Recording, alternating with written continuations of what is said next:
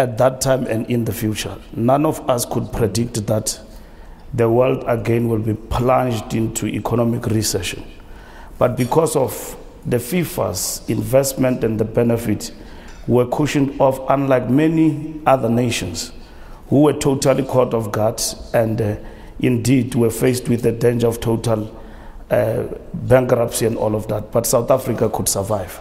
And we can talk about us continuing to invest in meeting the needs of the people precisely because we could not deviate because of the fact that the World Cup was that important event that made that important investment. And when we speak in generalizations, we think that this was a non-event because we look at that against what the infrastructure development means for us. But one of the important examples which we are actually implementing now as a country in our infrastructure development program, it is because of the FIFA World Cup that we learned that through cooperation and proper coordination, we can meet our targets in a very short space of time, like it happened in the 2010, like it is happening now with the massive rollout of the infrastructure project. All right, Dr. Khoza, you were at the helm of the organizing committee, and I would imagine, looking back now, it was a proud moment in your footballing career? Yeah, it was a proud moment, but as chairman of the organizing committee, I'll be failing in my duty if giving this platform, I must not acknowledge the people that made it possible that this must be a success, that today, the world is looking at us, in a positive way, that these people are not recognized. Mm. Because when we speak about the organizing committee, it's about faceless people. So before I can comment, I thought it is in my duty as chairman, especially sitting with a mini cabinet, having the power to deploy them without them saying no. And I think it's very important that I must acknowledge these people, Dr. Mulif Oliphant, Mohamed Mubarak, Raymond Heck, Natasha Tsiklas, Keza Mutawu, Guos Becker, Michael Katz, Serene Nathan, Minister Mbalula, Jabum Leketi, Minister Jeff Khatebe, Nkosazana Dlamini Zuma, Minister Makengesi Stofile then, Minister Ntlata Nene, Minister Enso Pahad then, Minister Aziz Pahad then, Deputy Minister, Minister Charles Ngagula, Minister Natim Tetwa, Minister Spoon Debele, Minister Susan Shabangu, Deputy Minister then, Sufander Merve, Deputy Minister Herford Nosizen, Katina Matandani, Chief Nonkonyane, Nomsa Mahlangu, Baba Mchacha, Leslie Sidibe, Minister Tokyo Sekhwale, Solibanzi Vavi, Kenneth Libenya. It's very important in the SAFA Executive Committee. For me, the World Cup, Peter, it helped to achieve one great thing, to kill the stereotype about Africa, to give us confidence as Africans that we have the capability and the capability, also to deny and kill the skepticism within ourselves and give us the can-do spirit. Today, the world respects Africa, that they can give a major event and deliver on time. South Africa has established a benchmark where FIFA now knows that when you benchmark any World Cup, South Africa is a standard. For me, this is the greatest moment that Africa has won the confidence to make sure that everybody has got confidence that in the future we can host major events with success. We break all records, of attendance in terms of also income, in terms of television rights, which is unparalleled. But more importantly, the involvement of government. Never in the history of hosting of the FIFA World Cup was government involved. And this government of ours made it possible that the turnaround time in complying with the government guarantees was unprecedented. This government made communication easy because they were directly involved with the event. This government had to go an extent of making sure that they form a ministerial committee to coordinate other tiers of government to make sure that communication is flowing seamless and making sure if there are blockages, those blockages are unblocked. So for me, this partnership, I hope it goes into the future to achieve other great things, because never in the history of FIFA this has happened. It's used as a model. You can see what's happening in Brazil. And when they look back at South Africa, it was utopia, which they're never going to get again, I suspect.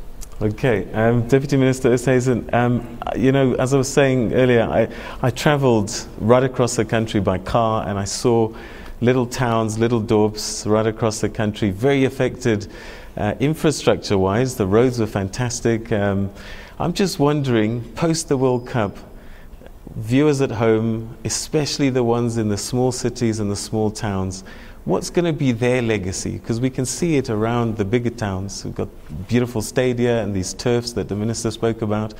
What's going to be the legacy for the ordinary man in the street in a small town in the middle of nowhere? I think legacy goes beyond the tangibles, the obvious tangibles, the stadia and the infrastructure of which we're also very proud of. I think the legacy also goes to us successfully dispelling Afro-pessimism. I mean, as a continent, we were united like never before, and that is a part of the legacy that goes throughout the country and the continent.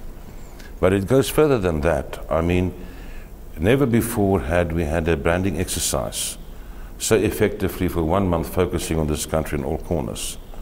If we look at the tourism figures and the inflow of tourists to our country, as we speak, a spin-off from a legacy from the 2010 FIFA World Cup, the benefits are there to be accrued from all corners of our country, because it was prior to every match beamed to every corner in the world to millions of viewers. So the benefits may not be a stadium in a small village, but the benefits is the solidarity of Africans, showcasing what we can do, and the benefits accruing from the spin-offs emanating from the hosting the 2010 FIFA World Cup. Okay, Danny Jordan, a lot of people see you as Mr. Football. And my question to you, I guess, is looking back, and I suppose your expertise is going to be taken forward to the World Cup in Brazil. Was this the best one ever that we had? Well, fortunately, we have social networks. FIFA plays all of their World Cups on the network, and people worldwide voted the 2010 FIFA World Cup the best ever World Cup in FIFA's 104-year history. So it's an incredible achievement for us.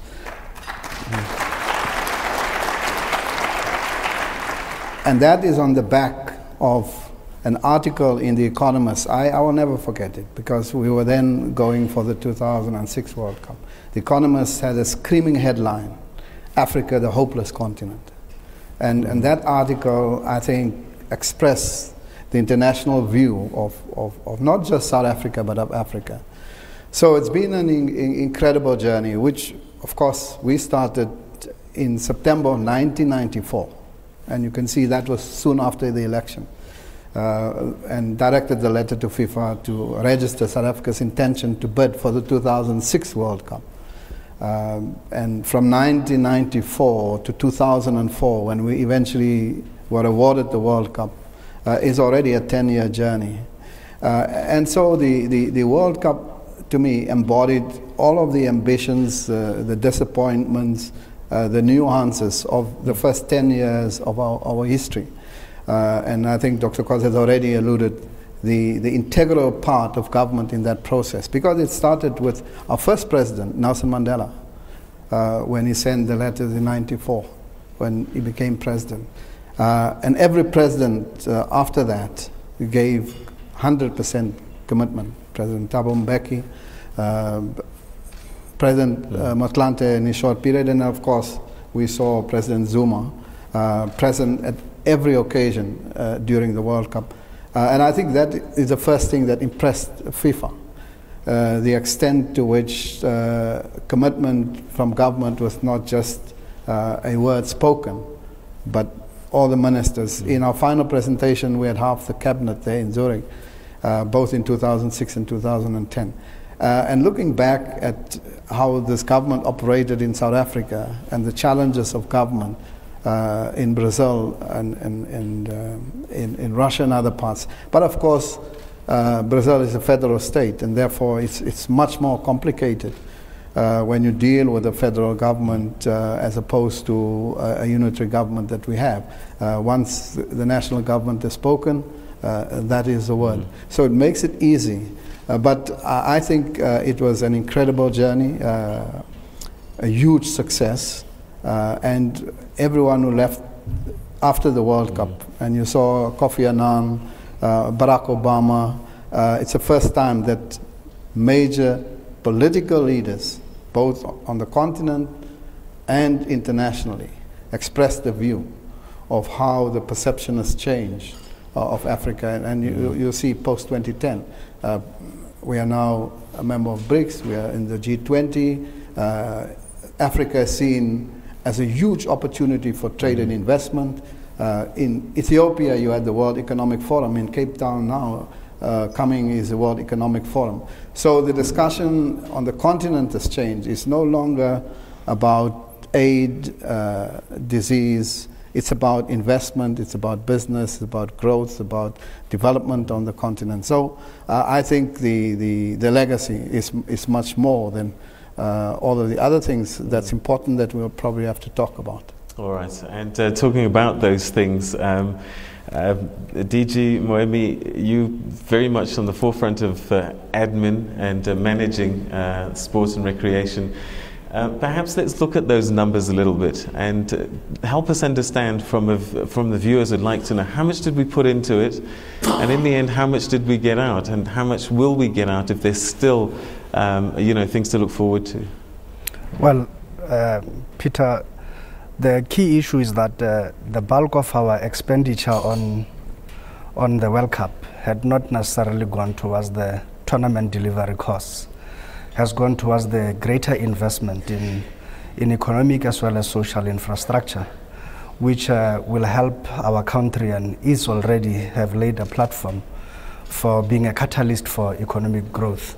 And I'm sure you are aware that the key issue pertaining to this is that the minister highlighted the important fact that because of the economic downturn, our country had been able to ride through the storm with fairly ease. And I think the numbers you have seen in social infrastructure alone, I mean, if we consider things such as transportation, the amounts are staggering what we put in. We put in 38 billion, for instance, towards upgrade of roads and access roads and expansion of the road network for our country, which today not only services the people of South Africa in terms of the movement of passengers, but also economic goods.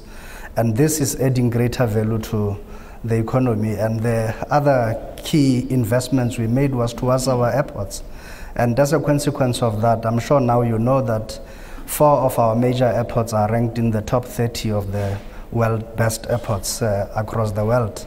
And we have also invested 400 million into the air traffic navigation, making landings in South Africa much more safer than elsewhere in the world.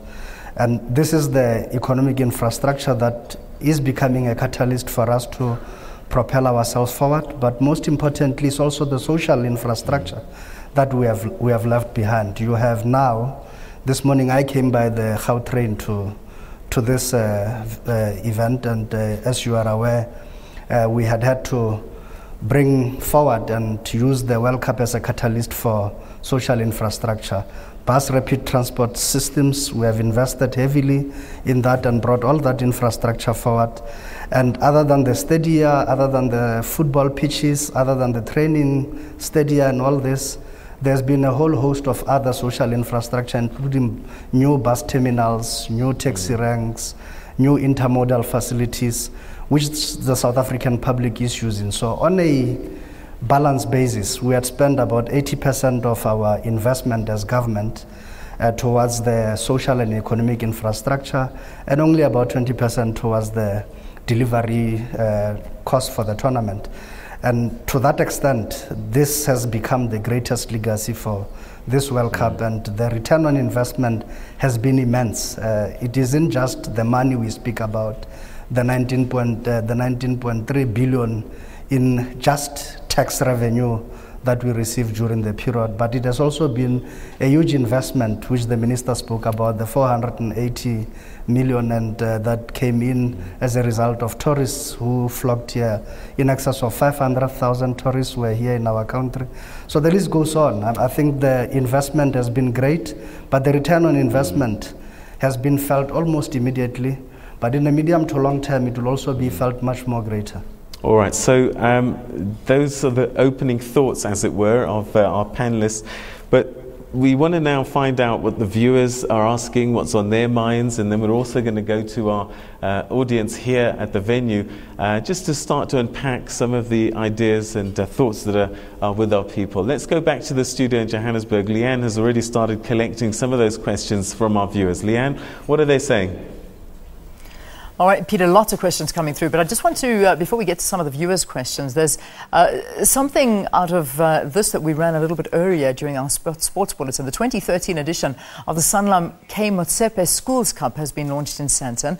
It aims to help young South African footballers develop their game. Now, the winners of the tournament will bag R1 million in prize money, with the losing finalists receiving 600,000 rand. I suppose you can't really call those losers, can you?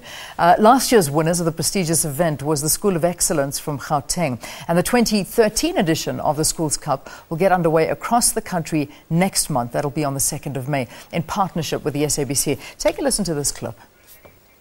We should get the excitement of schools football back, and I'm excited that we have agreed to work with SABC and they will be our media partner, so that there can be broader information and broader awareness created on how the teams are playing. For SABC, we're very glad, and Date Motsepe, we appreciate what you are doing. We should make sure at the SABC that semi-final and finals we do live.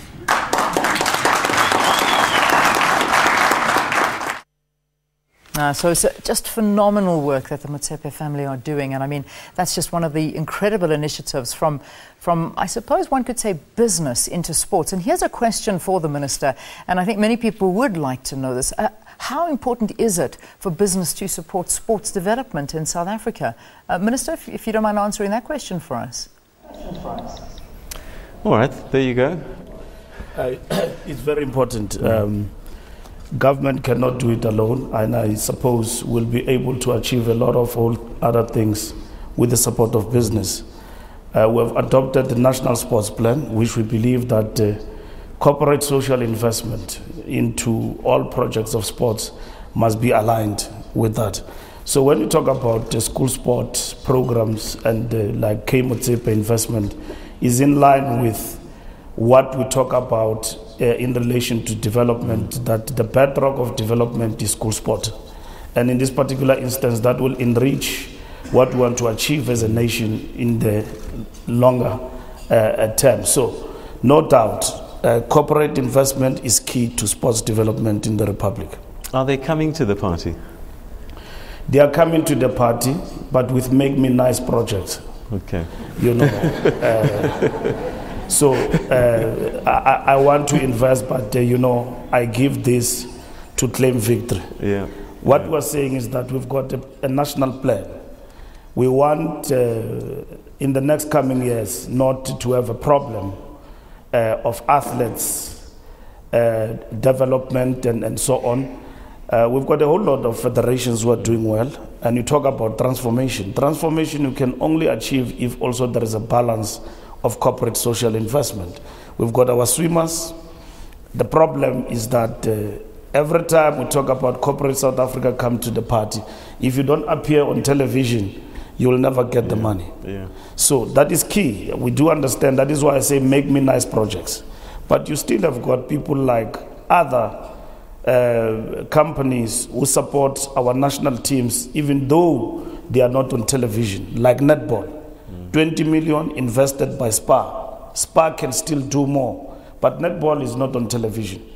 And then that is why I'm saying that they can come to the party, and we still, even at this point, when we've adopted our plan, we call corporate, we briefed them, and we still call upon them to invest in our school sport programs, school sport leagues, support the youth, because that is the future of the country. All right. Now, as I said earlier, and you met her earlier on, I'm joined today by our sports anchor on Morning Live, Valen Kirtley, and she's on the floor, and she's been identifying a few people in the studio. Let's find out who she's with now. Valen? Thanks, Peter. Well, I'm not with anybody at the moment, but seeing that we're speaking about development, a large part of the 2010 legacy lies in the Legacy Trust, of which Danny Jordan sits on the board of directors. They got 450 million rand from FIFA, which is being pumped into different development projects around the country. So we'd just like to know, Danny, I know that you got a number of applications, over 4,000 of them, over 900 projects were approved to get funding from the Legacy Trust.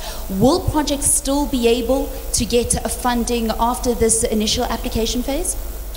Yes, the trust is now sitting beside the 450 million which is there. It has generated interest, and it's now sitting at 470 million. The first round has now been adjudicated, but applications can still be submitted. So yes, people who want to apply to the trust can do so, because the trust essentially started with the idea of hosting the World Cup. The World Cup is about the elite levels of sport. It's the best football players in the world that comes and participate in the World Cup. And what we have seen in South Africa in particular, for the first time we had our national team participating in a World Cup ranked at 85. Now, only the best 32 teams participate in the World Cup. So we only participated on the basis that we hosted. And that indicates the gap between the best teams in the world and where we were.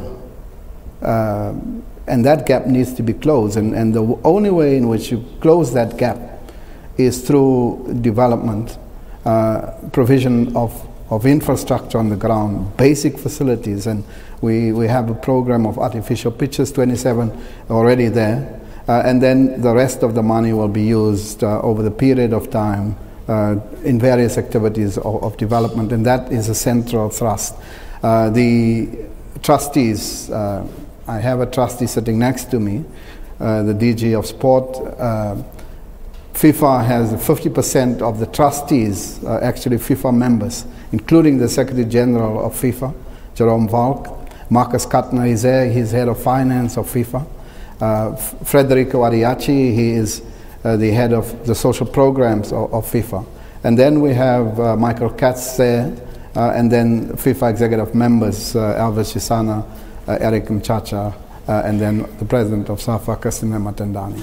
So this trust will oversee the allocation of programs, and of course the financial control is with Ernst & Young. They are responsible for financial management of the trust.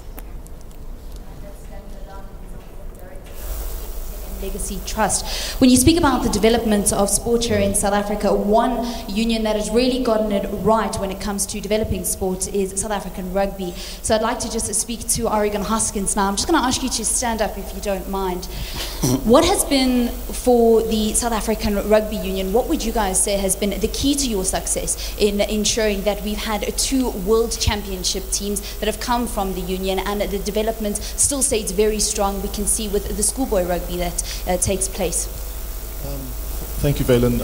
I think we're lucky in the sense that we have always had in rugby very good school programs like Grand Como Week, the Craven Weeks and so on, and we've made it our duty to continue to strengthen those programs. And those programs have been extremely beneficial for us. I think it goes without saying also that good governance is very important in terms of delivery. Rugby has a big challenge in terms of transformation, and that's top of the list of priorities, but equally so we believe that governance is going to always ensure delivery for our country and our people. I wouldn't be doing it any justice if I speak to you, and seeing that we're speaking about the hosting of a World Cup, we mentioned the 95 hosting of the World Cup. Are there any views of perhaps hosting a World Cup in the future here in South Africa? Yeah, absolutely. We just missed out on the previous allocation of World Cups. We know that in 2015 it goes to England, and in 2019 it goes to Japan. But the International Rugby Board very soon is going to put out tenders for 2023. I am quite optimistic. I'd like to say quite guardedly that we can only lose it ourselves as a country. I think that we're strong contenders for that World Cup. We have the infrastructure, and I think 2010 has shown that we're more than capable. So I think that from a South African perspective, it's important that we have stability, that we have good governance, accountability, transparency, and so on. And I think that, as I said, we look forward to getting 2023. Great, 2023, thank you very much. That's Oregon Hoskins, the president of SARU. And I suppose to our panelists on stage, we have the Minister of Sport and Recreation, and he's always behind promoting South Africa and South African sport. I'm sure he would also be getting involved in these bids. Would you be behind, I know a couple of people have asked here, speaking about the hosting of big events and Olympic Games. Olympics, Minister? No. We have agreed in Cabinet that we don't have an appetite at the present moment. We thought that we must do a whole lot of things that we've got to do. Right. 2010 was important for us. They wanted to give us IOC. I mean, what is this? Olympics. Yes. Why do I talk of IOC? They wanted to give us Olympics, and then we said that we need to focus a little bit on what needs to be done, given the benefit of the World Cup. The possibility of hosting in the future will be there. We've got the recession, we've got a whole number of challenges, meeting the basic needs, accelerating the projects of infrastructure from the World Cup. We thought that let's not be selfish, let's give up other nations. Hopefully they will remember us. Okay, so we will make a bid one day then. Sorry? One day we will. One day we will. With rugby and cricket, we host mega events week in and week out in the country, because I think those federations are well resourced. It's unlike SAFA, for everything they need us. So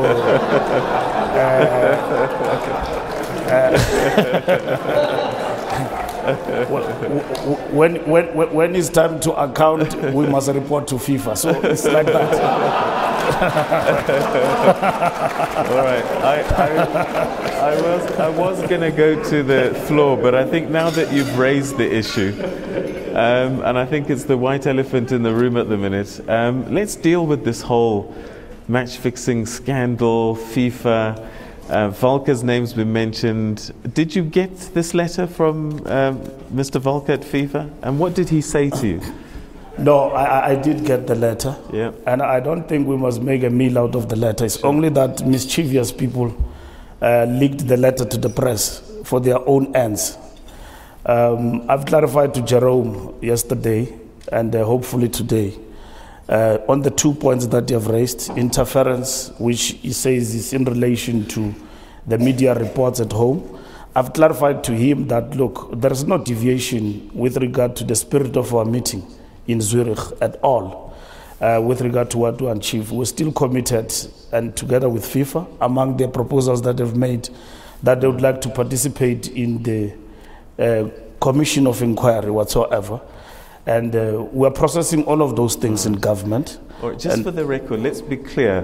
What is it that you are going to try and establish with this commission? Peter, I don't want to cut to the chase on this particular thing. What I can say is that we have received and consulted and engaged with SASCOC, with SAFA, and ultimately with FIFA, not to seek permission anyway, but to simply report to them that there is no interference in terms as far as we're concerned. But over and above that, FIFA and in our meeting, they were very strong in relation to the points that we were raising about the fact that there is a need for a stronger inquiry to deal with match fixing in South Africa. So as far as that is concerned, there is no deviation. What we are doing in government at the present moment is to basically process all of those issues that have been raised. Will SAFA be involved, because it's them investigating themselves in a sense? Well, I think in our interaction with SAFA, I suppose that there is clarity on that matter. But when we announce in the next coming 2 weeks the outcome of our processing of the issue at the level of government, we will come back to SAFA, and then we'll as well come back to FIFA. So it's not going to be an underground mission. And the fact that people can try to preempt with letters and all of that will not help. I think there must be integrity. And this is the point that I've raised with FIFA, that you must trust the people of South Africa, that we do everything in a transparent manner. So when we are done, we'll still come back to you with everything, including the commission, the time frames and all of that. We'll come back to that. At the present moment, we've got a task to finalize this matter and bring it to close within the next 2 weeks and make a major announcement and get on with the inquiry. All right, so in the meantime, anything that people hear out there is not fact yet? It is not fact. It will be fact up until we speak. And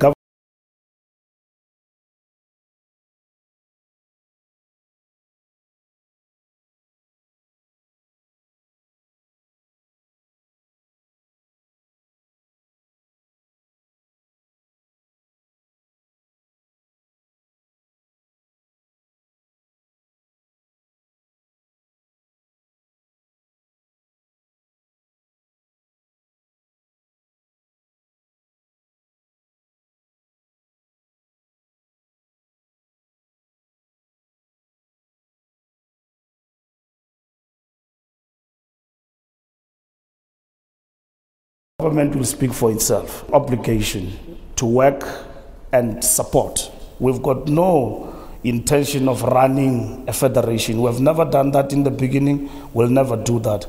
But we'll never put a blind eye to instability, disorganization, misappropriation, fraud, and all of those things. If you want a partner to that, go and ask it from somewhere in the world, not here. In a banana republic, yeah, you can have many friends there. But here in South Africa, you've got a solid partner in working with our football, with transparency, integrity, and all of that. So South Africans, hang in there, watch the space. We're on top of the situation. Don't be dissuaded by anything that you read. Up until we make a formal report on these matters, then you'll take it from there. All right.